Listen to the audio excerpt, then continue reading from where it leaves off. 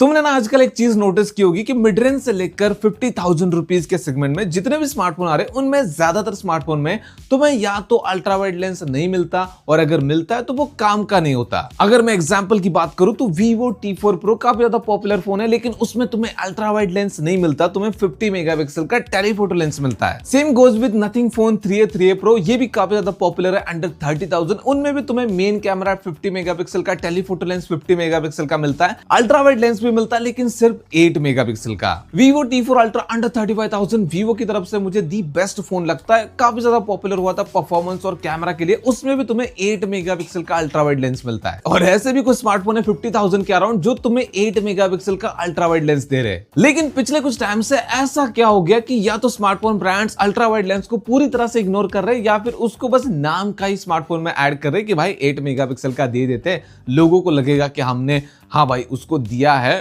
अब 8 मेगापिक्सल का है तो क्या हुआ। कुछ टाइम पहले हमने बात की थी सेल्फी कैमरा के ऊपर कि वो भी कैसे यूजलेस होता जा रहा है, लेकिन ये जो अल्ट्रा वाइड लेंस है उसका स्मार्टफोन से इस तरह से इग्नोर होना या फिर उसको कम इंपॉर्टेंस देना, इसके पीछे मेन 4 रीजन है जिसमें हम भी आते, ब्रांड्स भी आते, बहुत सारी चीजें। और लास्ट रीजन जो है, फोर्थ रीजन, वो मुझे बहुत कंसर्निंग लगता है, उसको सुने बिना बिल्कुल मत जाना। सबसे पहला रीजन जो कि है आज के टाइम पे अल्ट्रा वाइड लेंस का यूज बहुत कम लोग कर रहे हैं, खास करके कंटेंट क्रिएटर। और अगर तुम नंबर्स को देखते हो तो कंटेंट क्रिएटर कम है नॉर्मल यूजर के मुकाबले। हाँ, मैं उन क्रिएटर्स की बात नहीं कर रहा जो हर घर में बैठा हुआ है और टाइम पास के लिए कंटेंट बना रहा है, मैं सीरियस कंटेंट क्रिएटर की बात कर रहा हूं जो सीरियसली कंटेंट क्रिएट कर रहा है। अब मैं कंटेंट क्रिएटर हूं तो इस चीज को मैं अच्छे से जानता हूं कि अल्ट्रा वाइड लेंस की इंपॉर्टेंस कितनी ज्यादा है। मैं व्लॉग वगैरह बनाता था, मिनी व्लॉग्स वगैरह शूट करता था, उस टाइम पे मुझे अल्ट्रा वाइड लेंस एक वरदान की तरह फील होता था। और आज के टाइम पे भी बहुत सारे कंटेंट क्रिएटर के लिए अल्ट्रा वाइड लेंस बहुत ज्यादा इंपॉर्टेंट है, लेकिन एक नॉर्मल यूजर के लिए उतना ज्यादा इंपॉर्टेंट नहीं है। एक normal user ultra wide lens को उतना ज्यादा यूज नहीं करता, तो ये चीज स्मार्टफोन ब्रांड्स को भी पता चलती है क्योंकि भाई वो R&D करते हैं। तो ब्रांड्स ने ये चीज नोटिस कर ली है कि भाई अल्ट्रा वाइड लेंस का उतना ज्यादा यूज नहीं हो रहा जितना भाई हम उसके ऊपर काम कर रहे हैं। फिर वहां पर आता है दूसरा रीजन कि उनको R&D में ये चीज भी पता चल चुकी है कि अल्ट्रा वाइड लेंस अब ट्रेंड से जा चुका है और टेलीफोटो लेंस का ट्रेंड आ चुका है, क्योंकि लोगों को अब पोर्ट्रेट शॉट लेने, जिसके बारे में हमने सेल्फी कैमरा वीडियो में भी बात की थी कि लोगों को अब सेल्फी कैमरा से सेल्फी खींचकर सोशल मीडिया पे पोस्ट करना पसंद नहीं है।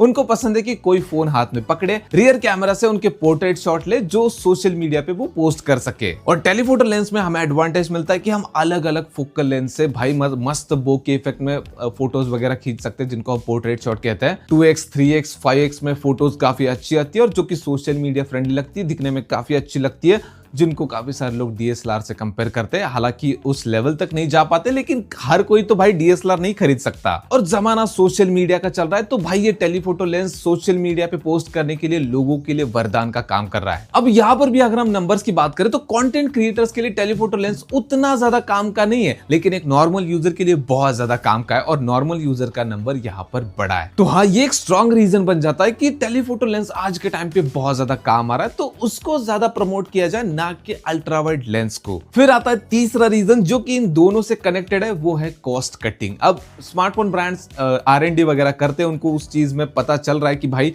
लोग टेलीफोटो लेंस का ज्यादा यूज कर रहे हैं compare to ultra wide lens. अगर हम कंटेंट क्रिएटर्स को साइड में रखें तो क्यों ना, अगर कॉस्ट कटिंग करनी है तो अल्ट्रा वाइड लेंस में कर दे। ब्रांड्स करते हैं भाई कॉस्ट कटिंग, ये तो तुम्हारे लिए नई चीज नहीं है। हमने बॉडी में देखा कि भाई प्लास्टिक का यूज कर लिया, ग्लास पैनल नहीं दिया, फ्रेम में कॉस्ट कटिंग कर दी, एल्यूमिनियम और स्टील के जगह प्लास्टिक का फ्रेम दे दिया। इसके अलावा बैटरी में कॉस्ट कटिंग, डिस्प्ले में कॉस्ट कटिंग, रिफ्रेश रेट में कॉस्ट कटिंग, प्रोसेसर और बहुत सारी चीजों में ये कॉस्ट कटिंग करते हैं। तो आज के टाइम पे अल्ट्रा वाइड लेंस में कॉस्ट कटिंग करने का भी इनके पास एक मौका आ चुका है, क्योंकि लोग अब टेलीफोटो लेंस का ज्यादा यूज कर रहे हैं। लेकिन जो लास्ट रीजन है भाई, वो तुम्हें शॉक कर देगा। अब तक के 3 रीजन में ज्यादातर यूजर इन्वॉल्व थे, लेकिन जो लास्ट रीजन है उसमें यूजर इन्वॉल्व नहीं है, उसमें सिर्फ ब्रांड्स इन्वॉल्व है। अगर हम पहले, दूसरे, तीसरे रीजन को समराइज करें तो वहां पर हमें पता चलता है कि टेलीफोटो लेंस का यूज नॉर्मल यूजर्स बहुत ज्यादा कर रहे हैं, तो वहां पर वो लोगों की यूज के हिसाब से शिफ्ट कर रहे हैं कि भाई टेलीफोटो लेंस को प्रमोट कर देते हैं, अल्ट्रा वाइड लेंस को पीछे रख देते हैं। लेकिन ऐसे भी कुछ स्मार्टफोन एग्जिस्ट करते हैं जो 50-50 हजार रुपए ले रहे हैं हमसे,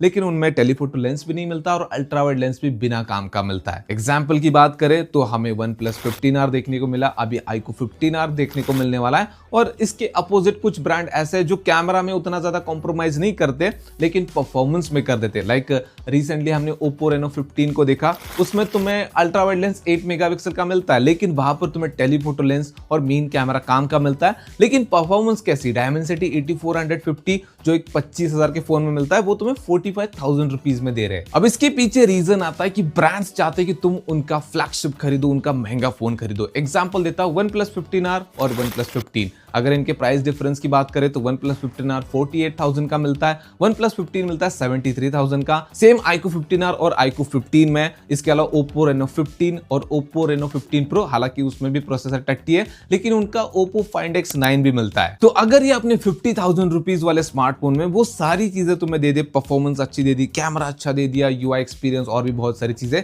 तो क्या तुम 20-25 हजार रुपए एक्स्ट्रा खर्च करके इनका फ्लैगशिप खरीदोगे? नहीं खरीदोगे। तो ये लोग कहीं ना कहीं कुछ चीजें पीछे छोड़ देते हैं जिसको देखकर तुम्हें लगे कि यार ये चीज अगर होती ना तो ये फोन कंप्लीट हो जाता, लेकिन वो कंप्लीट तो नहीं करेंगे, क्योंकि अगर कंप्लीट हो गया तो फिर इनके महंगे फोन कैसे बिकेंगे। ये तुमसे कहेंगे कि अगर तुम्हें कंप्लीट फोन चाहिए तो और 20-25 हजार रुपए खर्च करो और ले लो हमारा फ्लैगशिप। अगर तुम OnePlus 15R, iQOO 15R versus OnePlus 15 और iQOO 15 का अगर साइड बाय साइड कंपैरिजन करते हो तो तुम्हें समझ में आता है कि एक तरफ OnePlus 15 कंप्लीट फोन लगता है, iQOO 15 कंप्लीट फोन लगता है, और दूसरी तरफ iQOO 15R, OnePlus 15R तुम्हें इनकम्प्लीट लगेंगी। और सिर्फ ये दो ब्रांड्स की बात नहीं, बाकी ब्रांड्स की भी बात है। अब यहाँ पर जितनी भी सारी बातें मैंने बताई वो मेरी तरफ से थी, मतलब मैंने जितना रिसर्च किया, मैंने जितना सोचा समझा, जितना मैं टेक में एक्टिव हूँ उस हिसाब से मैंने एक्सप्लेन किया। अपनी तरफ से तुम चीजें कुछ ऐड करना चाहो तो ऐड कर सकते हो, जो चीजें तुम्हें गलत लगी मेरी तरफ से वो भी तुम बता सकते हो। और बाकी वीडियो पसंद है तो वीडियो को लाइक कर देना, चैनल को सब्सक्राइब कर देना। मिलते हैं नेक्स्ट वाले वीडियो में।